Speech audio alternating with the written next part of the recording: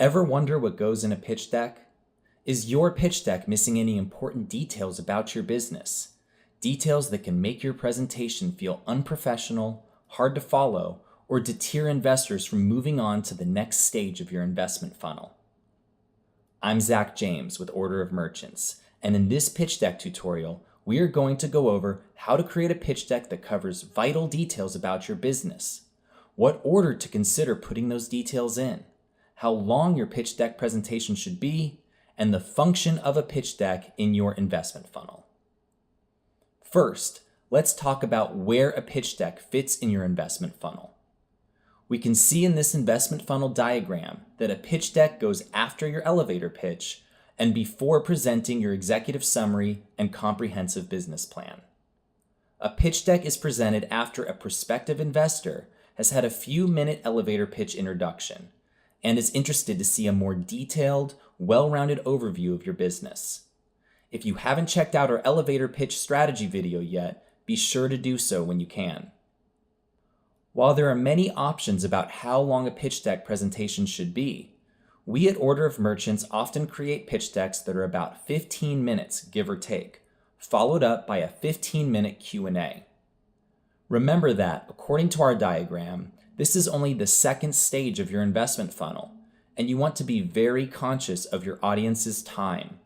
They may not be ready for a time investment larger than 30 minutes to hear about your business investment opportunity.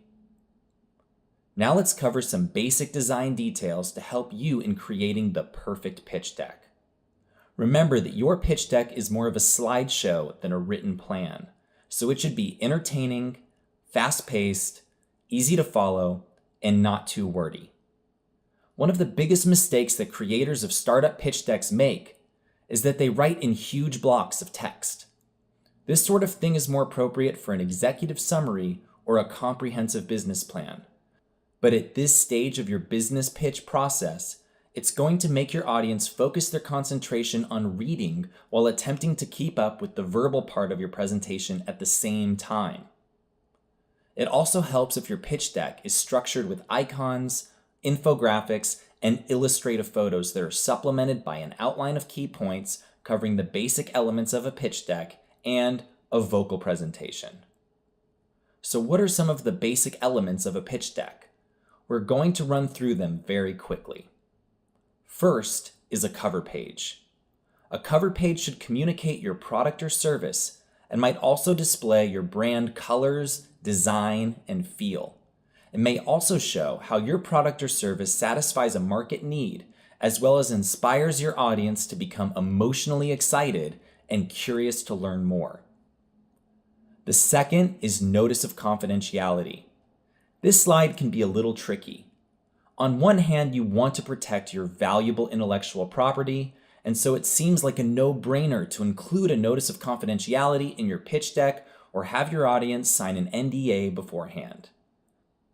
On the other hand, some venture capital firms and angel investors will not even view your pitch presentation if it includes a notice of confidentiality. Their reasoning is that they review so many business ideas every day, often in a similar industry, and so it can be very difficult for them to keep track of which IP belongs to which company. I tend to put the notice in by default, but will sometimes remove it if the prospective investor requests, and I don't feel like the IP being disclosed in the pitch deck will be easy to steal.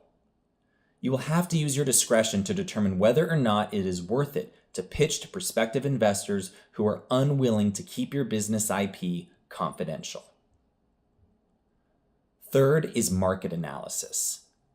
It's important for investors to understand the present market conditions surrounding your product or service. This may include market past and projected growth rate and explain why now is the right time for your product or service to enter the market. Remember to just focus on key points about the current market climate. You'll have an opportunity to go through this in greater depth when presenting your comprehensive business plan. The fourth element of your pitch deck is your target market. It is where you discuss exactly who your product or service is for. This may include demographics like age, location, and interest. I often like to cover a general target market and a bullseye target market that is laser focused. The fifth element is market need. Prospective investors are interested in seeing what the needs of your target market are. This may include the challenges consumers are facing with competitor products. It is really important to set up your audience to understand the market need because of what you're going to cover in your next slide. Sixth is the solution to the market need.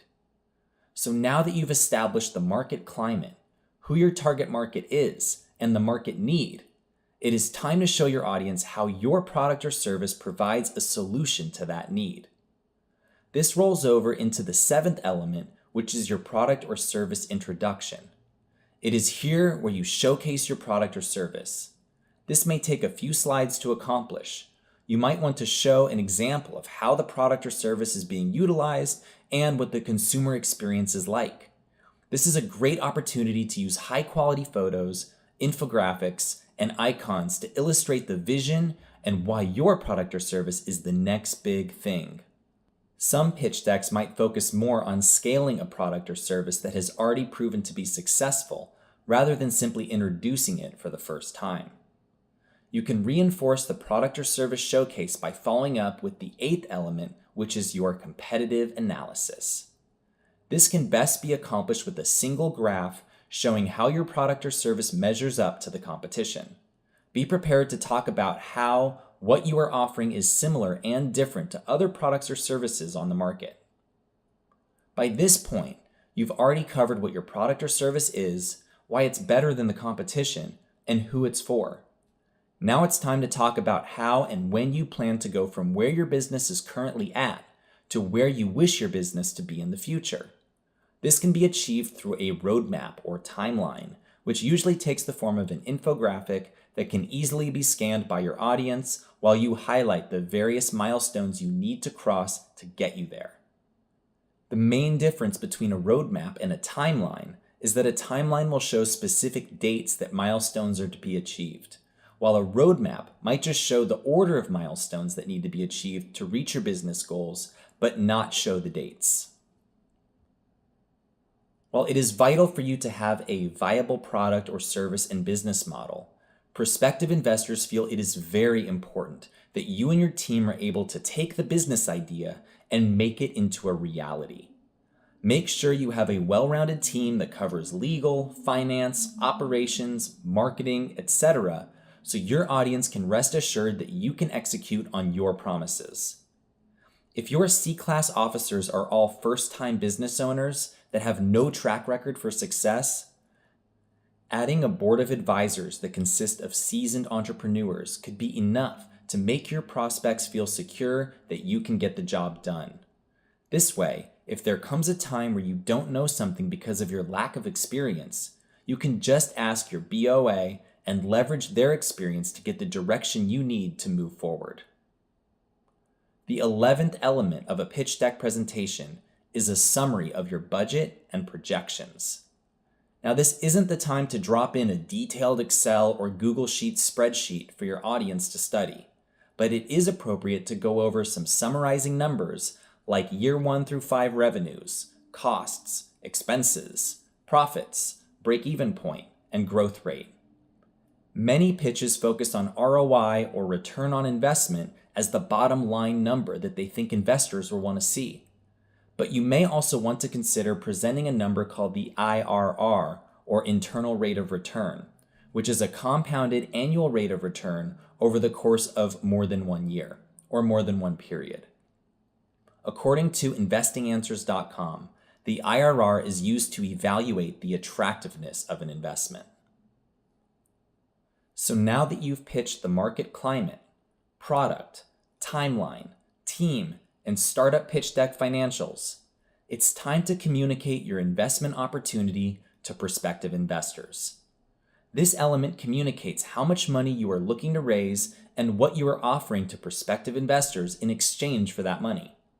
The investment opportunity slide could include how many shares your business is offering and at what price, or if your company is offering some form of convertible security like a convertible note.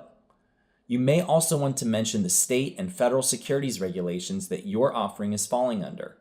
This is a preview of your private placement memorandum or disclosure documents, which will be included with your comprehensive business plan.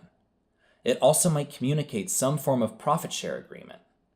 Make sure you speak with a securities attorney to attain some legal advice about the laws that apply to your fundraising round before you start pitching to investors.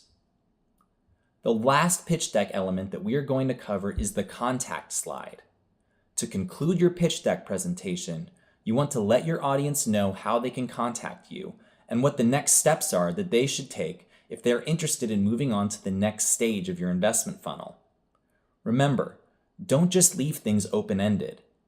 You'll want to determine which members of your audience are interested in moving forward and make arrangements to meet with them again to present more comprehensive business material and ultimately lead them to making an investment decision. Keep in mind that there may need to be other slides that include even more information than the elements described in this video. Also bear in mind that some of these elements might take more than one slide to effectively explain, but be careful. You don't want to go into more detail than your audience is ready to hear. Well, that's all I have for today.